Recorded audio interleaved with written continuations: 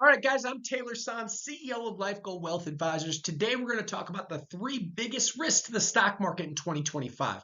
Before I start, I've got 400,000 followers between Instagram and TikTok. I'm not like every other financial guru out there. I actually have a background in finance. I've got an undergrad and graduate degree in finance. I've got a CFP, Certified Financial Planner designation, a CIMA, and I spent over a decade on Wall Street. Now I run a wealth advisory firm. So let's go to the data. All right, risk number three is a Fed policy mistake, and I think the risk of this is just getting higher and higher. This is a three-part video series. Risk number one we discussed was concentration in the stock market. Risk number two were the risks of tariffs, and now we are on a Fed policy mistake where the risks are getting higher and higher. So here is our boy Jerome Powell. Jerome Powell, as leader of the Fed, has a dual mandate. One is full employment or low unemployment, put differently, and two is price stability or keeping inflation under check. Now, this is kind of like a tightrope walk for him. On the inflation side, if inflation gets too high, the response is raise interest rates. On the other side, if unemployment gets too high, the response is cutting interest rates. Now, post 2008, it's been Ben Bernanke, Janet Yellen, and now Jerome Powell. And the job has not been that hard because inflation has been tamed really, really low. Here is consumer price index going back to 2010. And what you'll see is that inflation has hovered right around 2%. And as a response, the Fed has not had to worry about inflation. So what have they done?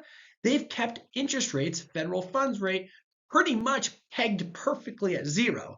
Now, they spent a little time hiking in 2008, and the market absolutely puked on itself in 2008, down 6 or 7% for the S&P 500, and then they backed off the gas and said, okay, we'll go back to cutting because inflation's still not a problem. That was pre-COVID. Now, COVID has hit and things have changed.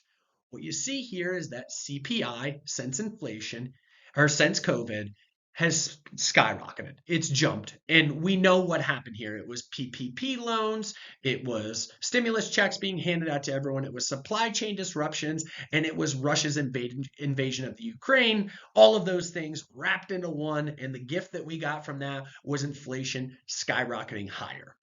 And as a response of that, the Fed waited, and what I mean is they waited all the way until inflation literally had almost peaked in March of 2022 before they finally decided, okay, we better raise interest rates off of the zero bound. Inflation had already gotten away from us. They were using the word transitory, and clearly they were incorrect.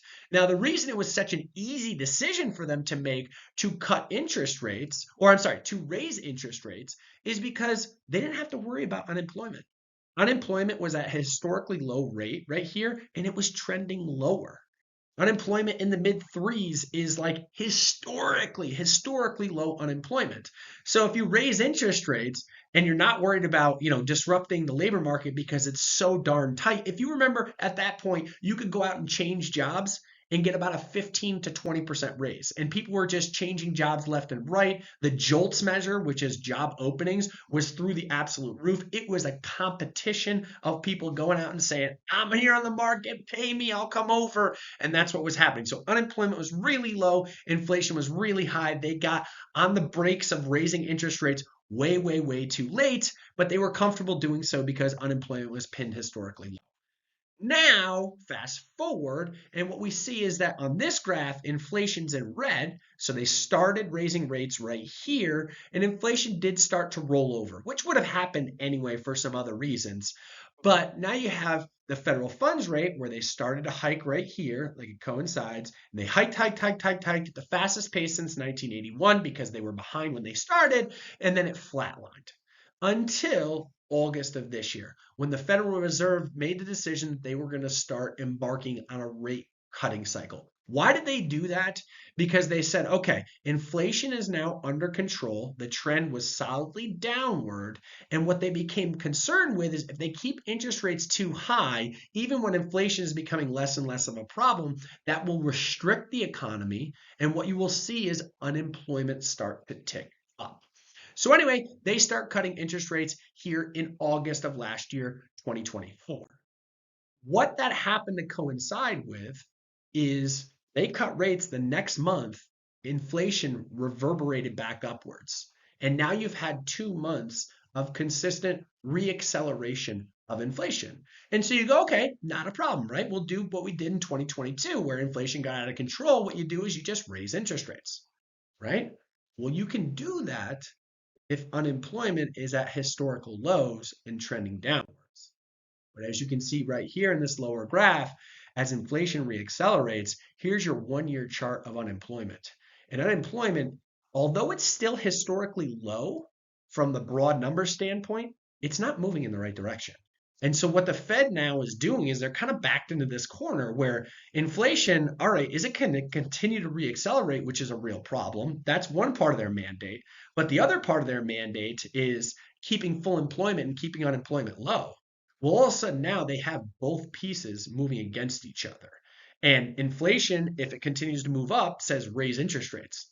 But unemployment, if it continues to move up, says cut interest rates. And so now which one becomes more important? They are now forced into a tough situation, a situation they haven't been in a very long period of time. And they are really scared to death of unemployment. And the reason they're scared to death of unemployment is that when unemployment moves higher, it moves higher. What you see is it has a tendency to absolutely snap higher very quickly. And every one of these is a time when you saw unemployment pick up, and the backdrop in the gray represents a true economic recession. So they're in a spot right now where unemployment's ticking up. The last thing they want to see is that snap higher, because that will be the ensuing of a recession. And so now they're in this game of, are they able to tightrope walk, which again is what we started out with here, balancing that equation between keeping inflation subdued, which is not moving in the right direction right now, and also keeping unemployment low, which is also not moving in the right direction. So do they raise, do they cut, and do one of these two things get away from them? And that's why the third biggest risk in 2025 for the stock market is a Fed policy era. So again, the prior two videos, we talked about concentration risk in the stock market. Then we talked about the risk of tariffs. And now we're talking about Fed policy mistake. Make sure to hit subscribe. I will continue to put out what I think is high quality content that is data backed and no BS. I promise. Hit the subscribe. You won't regret it. Thanks, guys. And then again, as always, here are the disclosures. Thanks so much for subscribing. We'll talk again soon.